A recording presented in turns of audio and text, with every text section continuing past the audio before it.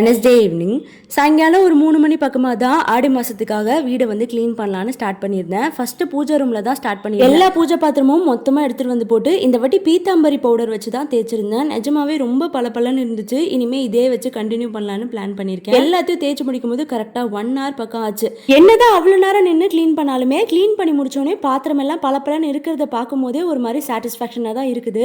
So கையோட பூஜை ரூமையும் clean பண்ணிடலான்னு first try cloth வச்சு எல்லா படமும் தொடச்சிட்டேன். அதுக்கப்புறம் தண்ணியில் பச்சை கற்பூரம் ஜவ்வாது இதெல்லாம் கலந்து அதில் டிப் பண்ணி ஃபுல் கப்போர்டையும் வந்து க்ளீன் பண்ணி முடிச்சுட்டேன்.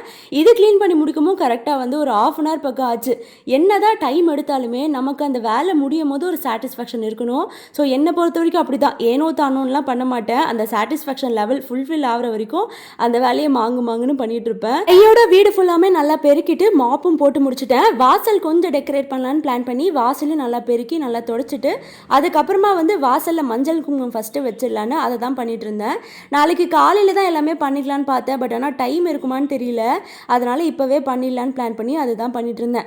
வாசலில் இந்த வாசப்படியில் என்ன தான் கோலம் போட்டாலும் பளிச்சுனே தெரியல. அதனால் ஸ்டிக்கர் வாங்கி இங்கே மட்டும் ஒட்டிட்டேன்.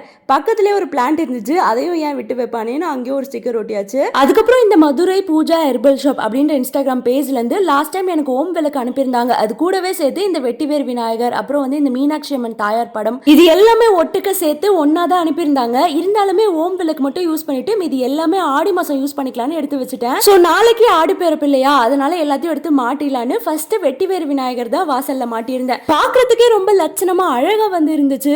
ஆக்சுவலா வெட்டிவேர் விநாயகர் வாசல்ல மாட்டினா ரொம்ப நல்லதுன்னு சொல்லுவாங்க. வீட்டுக்கு கண்டிஸ்டி எதுவும் வராது, அதே மாதிரி கெட்ட சக்தி எதுவுமே வீட்டுக்குள்ள வராதுன்னு சொல்லுவாங்க. வாசல்ல ஃபுல்லா செட் பண்ணி முடிச்சுட்டு உள்ள பூஜை ரூம்லயும் செட் பண்ணிடலான்னு உள்ள வந்து எல்லா படங்களுக்கும் எல்லா பாத்திரங்களுக்கும் மஞ்சள் குங்குமம் வந்து வச்சுட்டு இருந்தேன். எனக்கு ரொம்ப நாளாவே மதுரையில் இருக்கிற மீனாட்சி அம்மன் தாயார் கோயிலுக்கு போகணும்னு ரொம்ப ஆசை இருந்துட்டே இருந்துச்சு. பட் ஆனால் என்னால் போக முடியல. நான் மீனாட்சி தாயார் என்ன நினைச்சாலும் தெரியல, நீ வரலன்னா என்ன, நானே உன் வீட்டுக்கு வரேன்னு அழகா பூஜை ரூம்ல வந்து உட்காந்துட்டா. ஸோ உங்களுக்கும் இந்த மாதிரி பூஜை பொருள்லாம் வாங்கணும் அப்படின்னா அவங்களோட பேஜ் கீழே டேக் பண்றேன், செக் பண்ணி பாருங்க. எல்லாமே சூப்பரா இருக்கும்.